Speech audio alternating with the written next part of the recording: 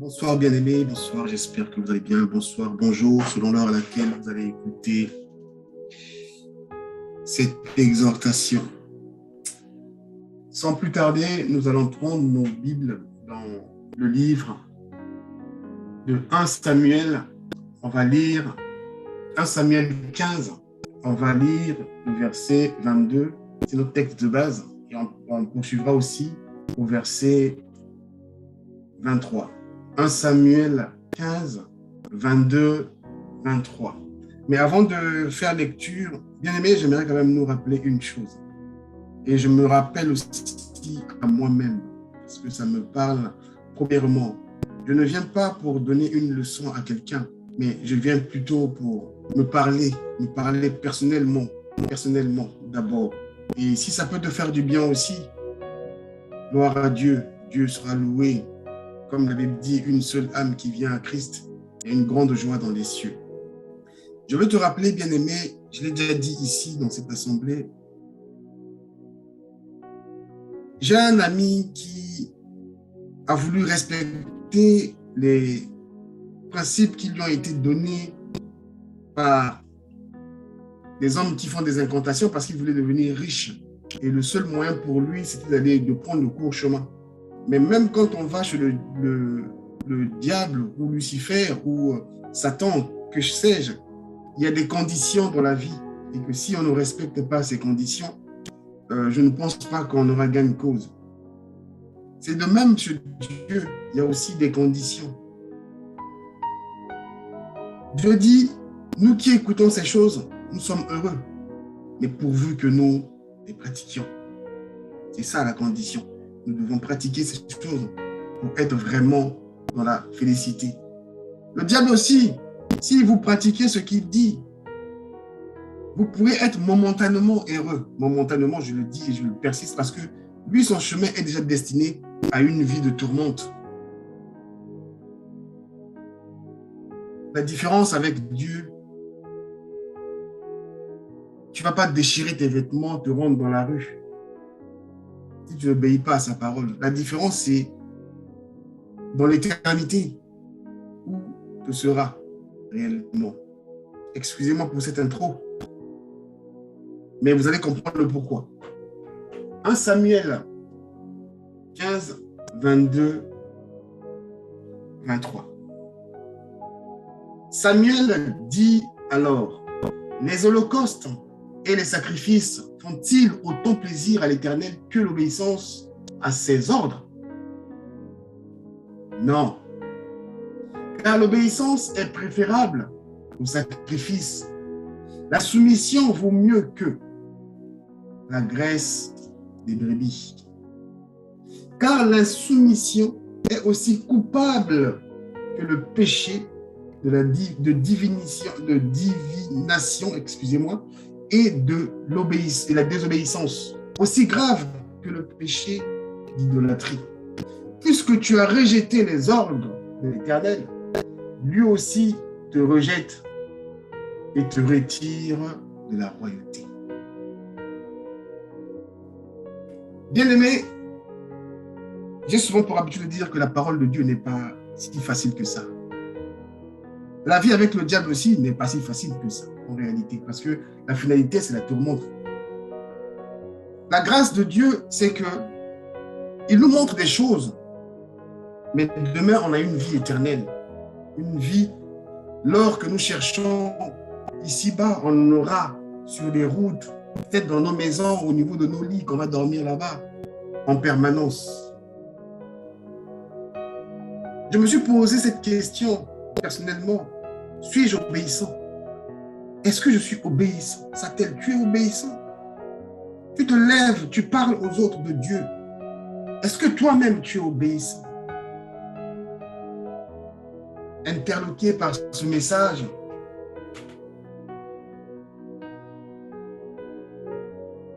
c'est bien d'être serviable, c'est bien d'être gentil, c'est bien de toujours aller à l'église tous les jours, c'est bien de toujours être connecté tous les mercredis et tous les vendredis, c'est bien. Je ne manque pas au rendez-vous de l'église, je ramène toujours mes hommes, c'est très bien tout ça. est-ce que j'obéis à la parole de Dieu?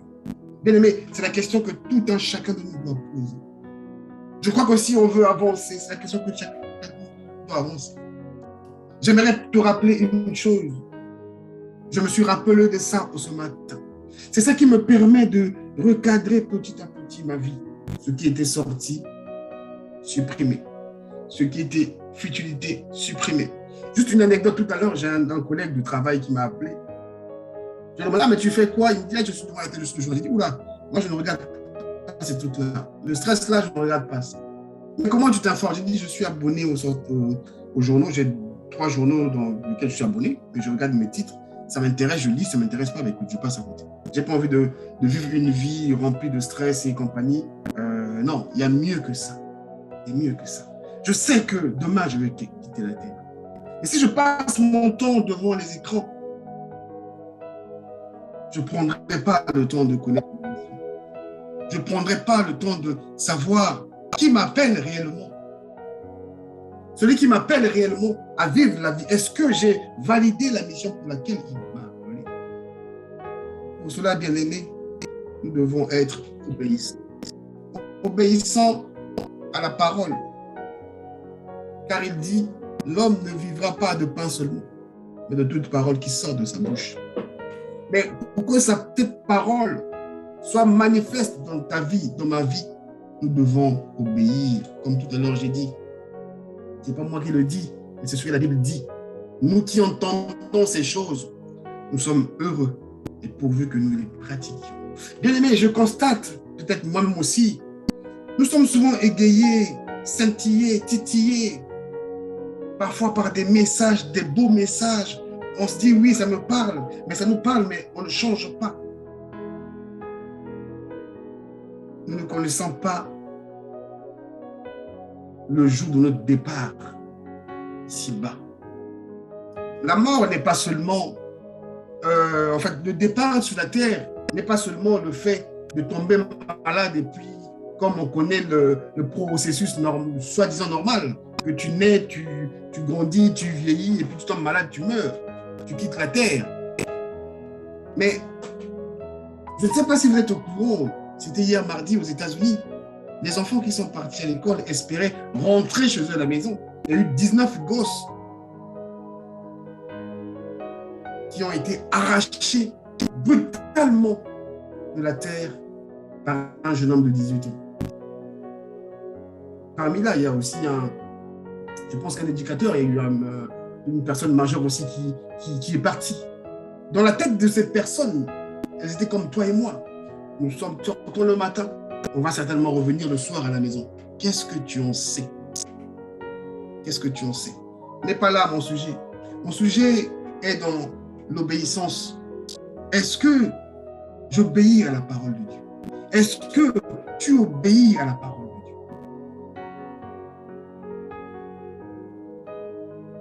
Il est beau d'être serviable. Il est beau d'aller à l'église tout le temps. C'est bien. Mais une question nous est posée cette nuit. Une question m'est posée cette nuit. Une question t'est posée aussi, toi qui m'écoutes. Les holocaustes et les sacrifices font-ils autant plaisir à l'Éternel que l'obéissance à ses ordres? C'est un homme qui côtoie Dieu tout le temps.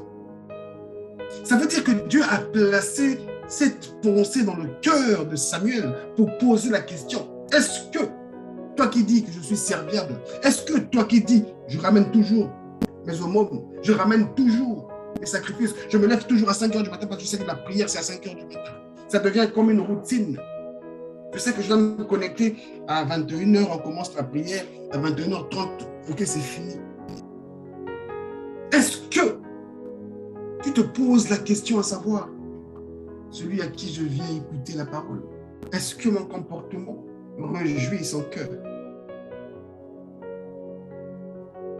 Bien-aimé, comme toi et moi, comme nous l'avions lu, ce n'est pas ça qui réjouit le cœur de notre Dieu.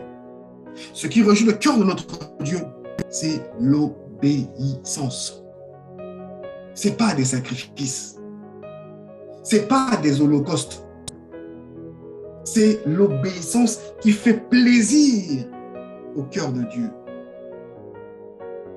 C'est le fait d'obéir à sa voix. Le fait d'obéir par une personne interposée. Si tu sais que cette parole te parle, tu sais consciemment que Dieu n'aime pas que tu fasses ça. Bien-aimé, n'attends pas, ne retarde pas. Nous avons beaucoup parlé ici. On a élaboré, on a touché quand même plein de sujets que nous ne devons pas remettre à demain ce qu'il faut faire aujourd'hui. Ce soir, je viens encore avec cette pensée qui trottait dans ma tête tout à l'heure. Là. Es-tu obéissant? Est-ce que je suis obéissant? Je me suis dit, qu'est-ce que je vais partager, Seigneur? Est-ce que tu obéis? Est-ce que tu obéis à ma parole? Est-ce que tu sais que tu vas mourir un jour? Est-ce que tu sais que tu vas partir de la terre des vivants? Tu sais que tu partiras de là? Et de là viendra le jugement, à savoir si tu vas mourir ou tu vivras éternellement. Est-ce que tu le sais? Est-ce que tu sais que la condition qui vient après dépend de ma parole? Est-ce que tu sais que j'ai dit ceci, ce livre de la loi ne se doit point de ta bouche? Tu dois méditer cela jour et nuit pour que tu réussisses dans toutes tes entreprises. Est-ce que tu le sais? Bien-aimé, si ceux qui pratiquent arrivent à respecter scrupuleusement ce que les hommes comme eux disent et ils voient des fruits, à combien plus forte raison le Dieu de grâce? À combien plus forte raison celui qui est au-dessus de cet homme qui parle que voilà, chez moi, j'ai un petit bicoco dans le coin de ma maison. Si tu viens, tu te prosternes, fais ceci, fais cela. Tu vas, tu ne manges pas ceci, tu ne fais pas cela. Demain, tu auras ce que tu as besoin. Tu pourras commander à la vie. Je vais te dire ce soir, parfois les principes que les hommes qui sont de l'autre côté, ceux qui sont avec le diable, le malin, le Satan, parfois c'est aussi des principes de la Bible qu'eux ils pratiquent. Comme Dieu ne peut pas se repentir de ce qu'il dit, de ce qu'il a fait, il a dit que le soleil doit tourner, le soleil doit se lever tous les jours à telle heure. Le soleil ne pourra pas fausser. S'il sait qu'avant l'aurore, à 3 heures du matin, si n'importe qui se lève pour proclamer, pour dire à l'aurore, je peux faire ça, je dois faire ça, que tu sois de Dieu ou pas de Dieu, si tu respectes ce principe, tu obéis à ce principe, tu verras les choses se manifester dans ta vie. Après la position, c'est dans l'éternité. Est-ce que tu resteras éternel ou tu mourras? Mais pour que cela soit manifeste, tu dois obéir. Je me suis intéressé à traduire, à définir ces mots pour comprendre un peu à quoi la teneur, quelle est la puissance de ce mot-là derrière ce qu'il est en train de me dire. Holocauste. C'est quoi holocauste? J'ai 4 définitions à te donner du mot holocauste. Premièrement, dans l'ancien Israël, sacrifice religieux où la victime, un animal, était entièrement consumée par le feu. La victime ainsi sacrifiée. Holocauste, définition 2. Sacrifice sanglant, exécuté dans un but religieux. Ça veut dire qu'on passe toujours par sacrifier quelqu'un, un animal. Définition 3. Ensemble des persécutions, des sévices et des exterminations dont les Juifs furent les victimes de la part des nazis. Bon, ça, c'est ce qu'ils ont pris de la part des nazis pendant 1939 à 1945. Massacre, grande destruction des personnes, des choses inspirées par une idéologie. Nous, on va s'arrêter dans ce qui nous concerne les 2 premières définitions. C'est ce que ça veut dire. C'est prendre un animal, le sacrifier pour se repentir, sachant que nous vivons l'époque de la grâce. Raison pour laquelle Samuel me pose la question, est-ce que Dieu prend plaisir au sacrifice? Est-ce qu'il prend plaisir au sacrifice? Tous les mercredis, je dois me connecter pour la prière. Je ne peux pas, mais il faut que je me sacrifie quand même à le faire. Ton cœur est déjà pollué. Tu n'arrives pas à bon escient. Il y a déjà un homme qui a accepté de se sacrifier, qui est Jésus-Christ. Il a dit, moi, envoie-moi, j'irai me sacrifier pour eux. Pourquoi veux-tu encore ramener d'autres sacrifices? Pourquoi veux-tu ramener d'autres sacrifices? Il y a déjà un qui s'est sacrifié pour toi et moi. Donc, les sacrifices ne plaisent pas à Dieu. Les sacrifices ne plaisent pas à Dieu. C'est plutôt l'obéissance. Alors, le sacrifice, ça veut dire quoi? Sacrifice, c'est une offrande à une divinité en particulier, une immolation de victime. Tout ça, Jésus l'a déjà fait. Effort volontaire produit peine volontaire acceptée dans un dessein religieux, expiation ou d'intercession. Renoncement volontaire à quelque chose, perte qu'on accepte, privation, en particulier sur les plans financiers. Je me sacrifie, mais 1 euro. Là. La nouvelle que le Seigneur me donne ce soir, c'est que le Seigneur, il n'a plus besoin de toutes ces choses. Il n'a plus besoin de ça, parce que quand la voix retentissait dans les cieux en disant qui est digne, on cherchait une personne obéissante et non celui qui allait se sacrifier. Qui est digne d'ouvrir les livres et d'en rompre les sceaux? Tout le monde voyait la peine qui se cachait derrière. Tout le monde te disait comment les ordres, est-ce que c'est facile? Jésus-Christ a été trouvé digne. Jésus-Christ s'est sacrifié. Jésus-Christ s'est donné en holocauste pour toi et moi. Raison pour laquelle Dieu me dit, Dieu te dit, il ne prend pas plaisir à cela. Ça ne fait pas plaisir dans le cœur de notre Dieu. J'aime bien la version du semeur bien-aimé. J'aime bien cette version. Les holocaustes et les sacrifices font-ils autant plaisir que l'obéissance à ses ordres? On dit l'ordre. Est-ce que ça fait plaisir à ses ordres? Toi qui te dis chrétien, toi qui te dis qu'il va souvent à l'église, c'est quoi l'ordre? Acte par lequel une autorité suprême manifeste sa volonté à l'égard de quelqu'un, d'un groupe, injonction, directive. C'est ça. Acte par lequel une autorité suprême manifeste sa volonté. Dieu est notre autorité suprême.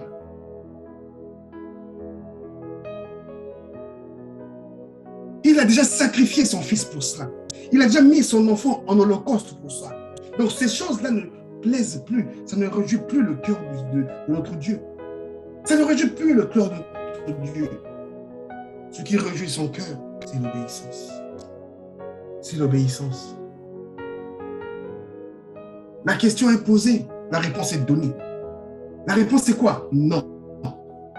Car l'obéissance est préférable au sacrifice. La soumission vaut mieux que la graisse des béliers. Bien-aimé, c'est quoi l'obéissance? C'est quoi l'obéissance pour toi? De fois, quand on ne définit pas correctement les mots, on dit, ça peut paraître banal dans nos bouches. Je veux te dire aujourd'hui que l'obéissance que je vais te définir cette nuit est contraire à ce que tu penses. L'obéissance, en fait, c'est faire quelque chose que tu n'aimes pas. S'il faut que je dise ça terre à terre comme ça. L'obéissance, c'est faire quelque chose que tu n'agrées pas. L'obéissance, c'est faire ce qui est commandé. C'est ça, en soi, que tu es obéissant ou pas. C'est contraire à ta volonté. Bien aimé, pesons bien des mots. Ce n'est pas de la rigolade. Ce n'est pas de la rigolade. Raison pour laquelle la Bible dit « Mon peuple périt parce qu'il lui manque de la connaissance. » Parce qu'il lui manque de la connaissance, mon peuple s'égare. L'obéissance, c'est faire ce que toi tu n'aimes pas. Je l'insiste. C'est faire ce que toi tu n'agrées pas. Ce qui est contre ta volonté, là, c'est ça l'obéissance. Retiens seulement que l'obéissance, c'est faire ce qui est commandé. Est-ce que, lorsque je te dis, ne dors pas à 15 heures, tu l'acceptes, juste histoire de dire comme ça, hein, pour voir est-ce que tu obéis. Ah, moi, à 15 heures, je fais ceci, mais c'est contraire à ta volonté. Je suis ton autorité. Est-ce que, malheureusement, bien-aimé, et paradoxalement, si je peux le dire, nous sommes nombreux à être obéissants au président de la République, au directeur, je ne sais pas qui nous gouverne, naturellement, avec beaucoup de crainte, mais celui qui nous donne le souffle de vie, nous ne sommes pas obéissants à son égard. Je ne suis pas obéissant à son égard. Bien-aimé, quoi que nous fassions, quoi que la crainte que nous pourrions avoir en face d'un homme, la terre aura raison de nous tous. Prépare ton cœur. Prépare ton cœur. Aide-moi à préparer mon cœur. Ne regarde pas la foule. Que nous soyons 2 ou 3, ne regarde pas la foule. Obéis à la parole que Dieu te donne. Obéis. L'obéissance est contraire à ta volonté. Ce n'est pas parce qu'il y a la foule que le cœur de Dieu y est. Obéis. Raison pour laquelle la question nous est tous posée. La question m'est posée. Les holocaustes et les sacrifices font-ils autant plaisir à l'Éternel que l'obéissance à ses ordres?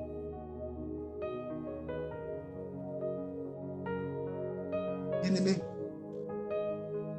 Dieu nous donne des ordres, comme il a ordonné à la terre de tourner autour d'elle-même. Dieu nous donne des ordres, comme il a ordonné au soleil de toujours se pointer à tel point. Dieu nous donne des ordres, comme il retient les 4 vents. Le jour où il va relâcher cela, ça sera catastrophique pour toi et moi. Dieu donne des ordres. Il a donné des ordres. Comme Jésus a dit, j'ai vu ce que fait le Père. Le Père ordonne, moi je ordonne. Est-ce que toi tu ordonnes? Raison pour laquelle même quand on prie pour des maladies, le malade ne part pas parce que, comme les démons ont posé la question physique, c'est vrai. Nous on connaît Paul, on connaît Jésus. Et toi c'est qui? Parce que ton cœur n'est pas obéissant. Paul a été obéissant. Jésus est obéissant. Raison pour laquelle ils ont reçu la place aux côtés du Père. L'obéissance, bien-aimé, c'est faire contrairement ce que toi tu désires. C'est comme dans le mariage, faire contrairement tes plaisirs. Es-tu obéissant? Nous sommes faciles à prêter ou à dire des vœux devant tout le monde pour faire certainement plaisir aux gens. Je te serai soumis, je te serai obéissant. Et dans le quotidien, on est incapable parfois de pratiquer cela. Bien-aimés, définissons les mots. La Bible dit, la vie et la mort sont au pouvoir de la langue. Pas seulement quand on dit des mauvaises choses, même quand on ment. La vie et la mort sont au pouvoir de la langue. J'ai fait une promesse devant tout le monde. Je suis incapable de pouvoir respecter ça. La vie et la mort sont au pouvoir de la langue. Est-ce que je suis obéissant? Est-ce que je suis obéissant? L'obéissance n'est pas la joie de ton cœur. Bien-aimé, l'obéissance n'est pas la joie de ton cœur. Bien-aimé, je te rappelle que nous ne sommes pas de ce monde. Jésus était dans ce monde, mais il n'était pas de ce monde. Et que toi et moi, nous devons se comporter ainsi. Malheureusement, triste de constater, le téléphone portable t'a accablé. La quête de la richesse t'a emprisonné. Vouloir toujours posséder, bien-aimé, t'a emprisonné. Tu deviens obéissant au monde au lieu d'être obéissant à la parole de Dieu. Es-tu obéissant? Es-tu obéissant? La volonté de Dieu est souvent contraire à ce que nous pensons. Es-tu obéissant? Car Dieu ne prend plaisir qu'à l'obéissance. Il ne prend plaisir qu'à l'obéissance et non au sacrifice. Ne te cours pas parce qu'il faut que je me... Tiens, on ne me voit pas à l'église, là, c'est pas bon. Il faut qu'on me voie aujourd'hui, là. Moi, on me voit toujours au même bon, tout le temps, tout le temps, tout le temps. Ça ne veut rien dire, bien-aimé. Est-ce que ton cœur obéit à la parole que tu écoutes? Je ne sais pas. Je ne te ramènerai pas à l'évangile du mariage. Je ne te ramènerai pas à l'évangile de la postérité. Je ne connais pas cet évangile. Je ne te ramènerai pas à l'évangile qui va t'enclaver parce que je sais que Dieu me dit, vous qui, je paraphrase, hein, vous qui ramenez mon peuple en fait dans la dérive, vous serez jugés en premier. Je ne veux pas ramener le peuple du Seigneur à la dérive. Je transmets la parole que j'ai reçue. Je transmets la parole que j'ai reçue. À toi de faire bon usage, à moi de faire bon usage. Raison pour laquelle, bien aimé, tout est dans nous. Jésus nous a dit ça, c'est un commandement. C'est l'ordre qu'il nous a donné. Soutenons-nous les uns les autres. Prions pour les uns des autres. Ne cherchons pas l'unanimité parce que l'ordre n'a pas besoin de l'unanimité.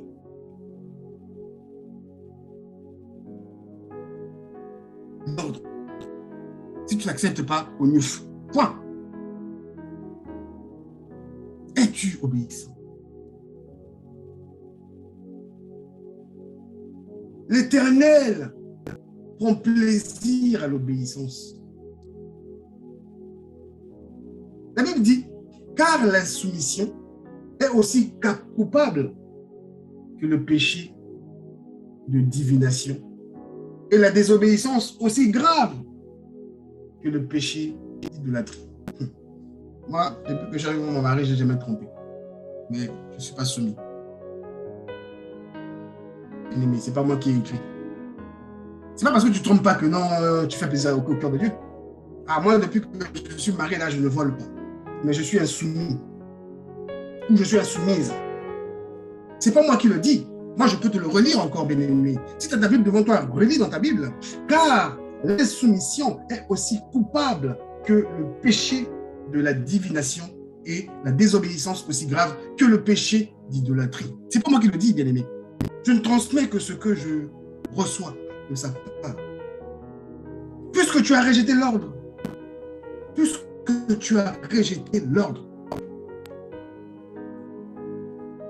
ne commettras point d'adultère, je me commets.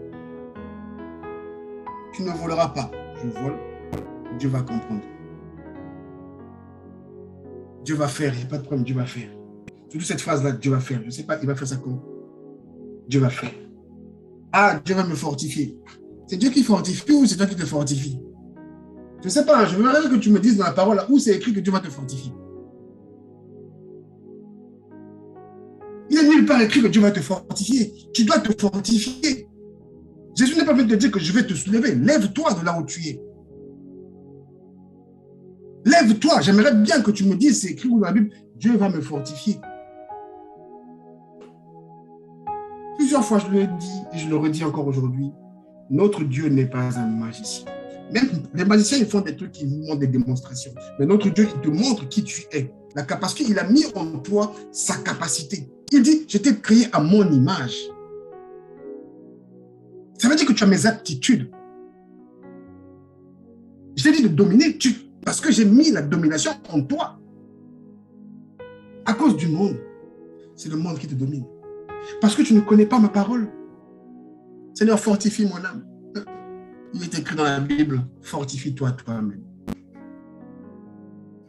Fortifie-toi et prends courage. Je peux te citer encore d'autres versets dans la parole où il dit, fortifie-toi. Il n'a pas dit que je vais te fortifier.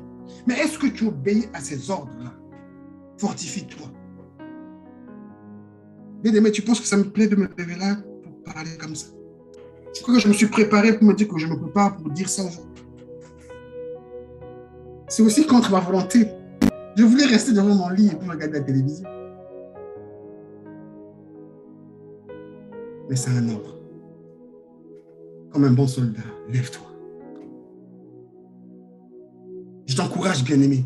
N'avance pas des raisons. Ce jour-là, Tu seras comme l'homme riche. Il était persuadé, avec toute sa richesse, que moi, ma vie est assurée jusque dans l'éternité. Mais il pleurait face à Lazare. Il a dit, allez dire à Lazare de me donner ne fût-ce qu'une goutte d'eau. Raison pour laquelle Jésus a dit, il est difficile à un homme riche de rentrer dans le royaume des cieux. Il est plus facile à un chameau de passer par le trou d'une aiguille. Regardez le chameau, comment il est. Regardez le trou d'une aiguille. Bien aimé, réfléchissez un peu.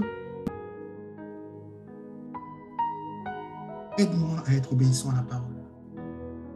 Le fait que tu me rappelles ces paroles, ça m'encouragera à être encore obéissant. À obéir à la voix de l'Esprit Saint. À obéir à la voix du Seigneur. Je ne m'attends pas que Dieu puisse me le dire à moi directement. Parce que Dieu, il peut passer par une personne interposée. Quitte à moi de vouloir comprendre la voix de l'Esprit.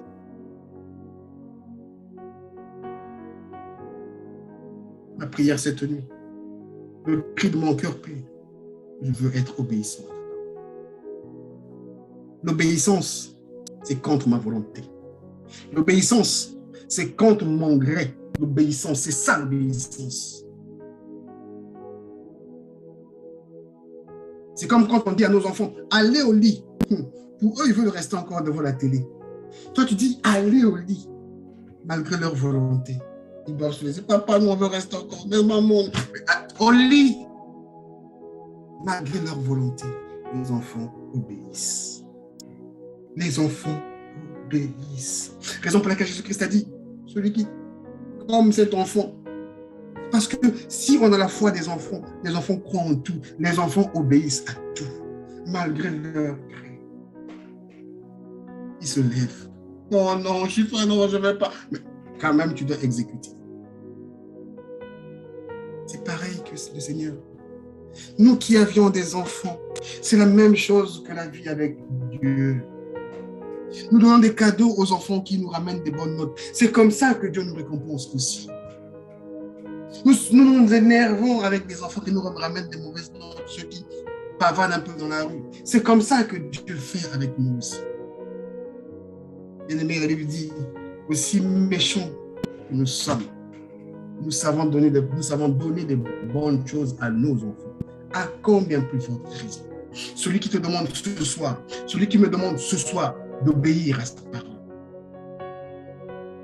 À combien plus forte raison? Oui, il dit, il prend plaisir à l'obéissance. Il prend plaisir à cela. C'est pour ça que Jésus, quand il est arrivé devant cette montagne, il dit, Père, si c'est possible, que cette coupe s'éloigne de moi. Mais, toutefois, que ta volonté soit faite. Malgré, Jésus a vu la souffrance, la galère. Il s'est souvenu d'une chose. L'ordre a été établi. L'ordre a été donné. Qu'est-ce que je fais? Raison pour laquelle le cœur du Père est dans la joie. Raison pour laquelle Dieu dit, je lui ai donné le nom qui est au-dessus de tous les noms. À cause de quoi? À cause de son obéissance au Père. Nous connaissons tous celui qui a désobéi. Et nous connaissons tous le sort de celui qui a désobéi. Jésus qui dit, je voyais le diable descendre des cieux en grande vitesse. Lorsque j'ai lu ça, je me suis dit, comme Jésus était croisé, quoi. Jésus était croisé là, il regardait comment est-ce que ces anges le tabassaient. Il dit, moi, tu n'es pas à mon niveau, je vais envoyer Gabriel là, il va te... Non, il regardait. Qu'est-ce qui a fait que Jésus puisse regarder le diable descendre? C'est l'obéissance. L'obéissance. Je viens te dire ce soir, je viens me dire ce soir, je dois être obéissant à la parole de Dieu. Lorsque je suis obéissant à la parole de Dieu, les temps et les circonstances, je vais mieux les gérer. Lorsque je suis obéissant à la parole de Dieu, les vêtements ne pourront pas m'accabler. Lorsque je suis obéissant à la parole de Dieu, une paire de chaussures ne pourra pas m'accabler. Lorsque je suis obéissant à la parole de Dieu, les choses de ce monde ne pourront pas me retenir. Lorsque je suis obéissant à la parole de Dieu, je considère ces choses comme de la poussière, comme de la boue. À cause de quoi? à cause de l'excellence, de la gloire à venir. Parce que la condition sine qua non qui me ramènera vers cette gloire à venir est l'obéissance. Est l'obéissance. Bien-aimé, je te rappelle ce soir, tu vas mourir, tu quitteras la terre des vivants. À ton jour viendra. Même si c'est 90 ans, toi tu veux l'entendre. Il n'y a pas de problème. Mais tu vas quitter la terre des vivants un jour. Mais dans quelles conditions quitteras-tu? Lui, il a dit qu'il reviendra comme un voleur. Est-ce que le voleur t'avertit quand il arrive? Acceptons la parole de Dieu. Aidez-moi à accepter la parole de Dieu. Je ne suis pas là pour juger quiconque. Je suis là pour te dire ce que la Bible me dit. Et je crois que ce que la Bible me dit peut te servir. Bien-aimé, pourquoi nous cherchons l'argent? Parce que nous avons vu les autres avoir de l'argent. Pourquoi nous cherchons des voitures? Parce que nous avons vu aux autres des voitures. Mais c'est comme aujourd'hui, cette parole me parle implicitement. Ça te parle aussi.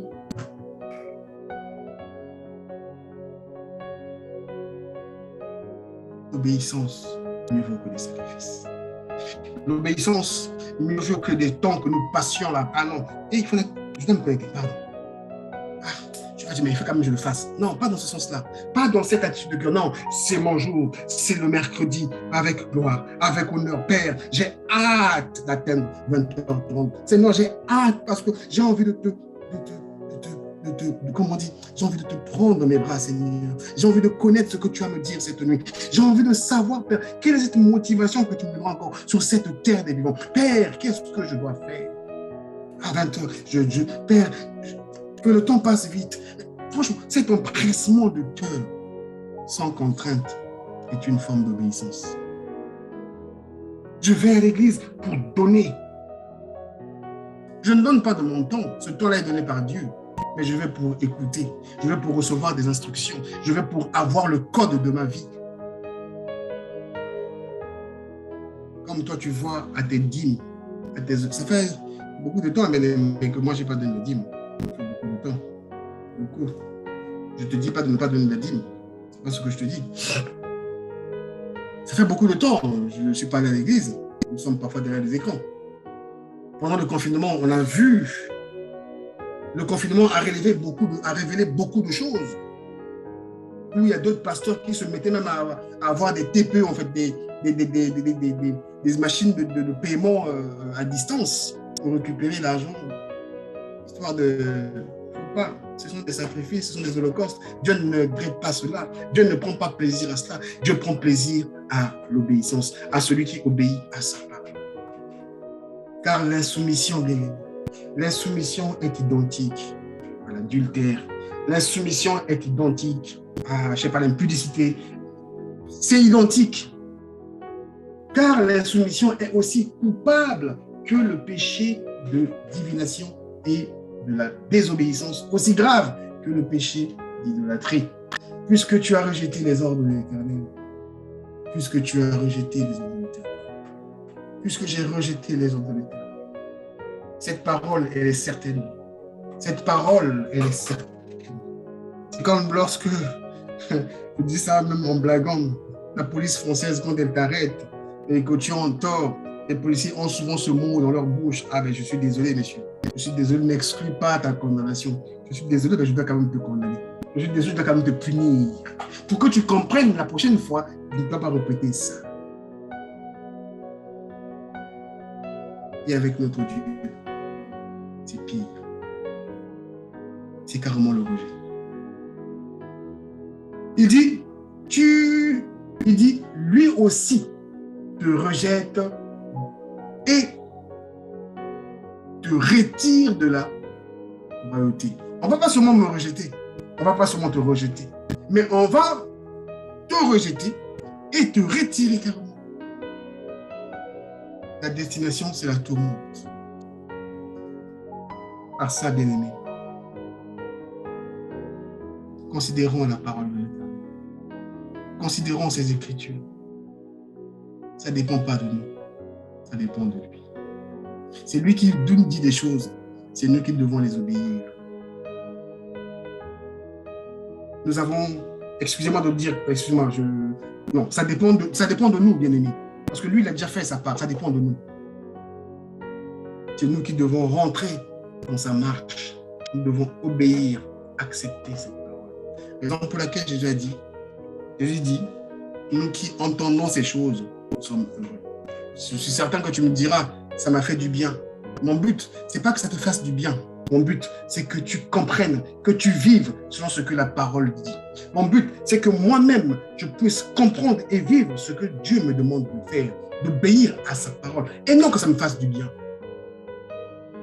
Sinon, on va vivre des temps, des moments de bien, des moments de frustration, des moments de bien, des moments de frustration. L'obéissance vaut mieux que les sacrifices. Nous devons obéir. D'une manière ou d'une autre, on obéit à nos chefs d'État. D'une manière ou d'une autre, on obéit à nos différents responsables au niveau de notre travail. À combien plus forte raison. Dieu de grâce, Dieu de paix. Les sacrifices, il n'en a plus besoin. Parce que le sacrifice, Jésus a déjà fait. Il n'en a pas besoin. Il a juste besoin de ton obéissance. Prête l'oreille, obéis à sa parole. Que Dieu vous bénisse.